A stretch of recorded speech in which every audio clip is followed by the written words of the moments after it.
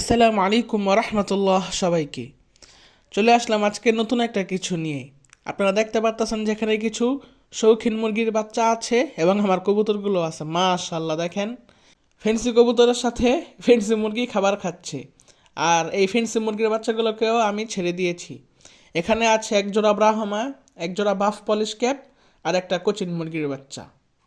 এখানে একজোড়া কোচিন মুরগি ছিল, একটা মারা গেছে দুর্ভাগ্যবশত। ও বাচ্চাটা অনেক ছোট ছিল।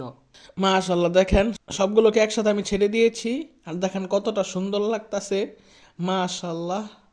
আর এই শৌখিন মুরগির বাচ্চা মানে এগুলো বাঁচানোর কোনো চান্স নাই। এগুলো যে কোনো টাইমে অসুস্থ হতে পারে, আবার যে কোনো টাইমে মরেও যেতে পারে। এগুলো মানে কোনো ঢকপথ বুঝতেছে না, এগুলো জানি কোন পদের। মানে এই সুস্থ, আবার হঠাৎ করে ঠান্ডা লেগে গেছে। আর এগুলোর মূল সমস্যাটা আমি মানে খুঁজতেছি যে এগুলোর মূল সমস্যাটা কোথায়, যে কী জন্য অসুস্থ হয় আর কী জন্য এবার হঠাৎ করে মারা যায়।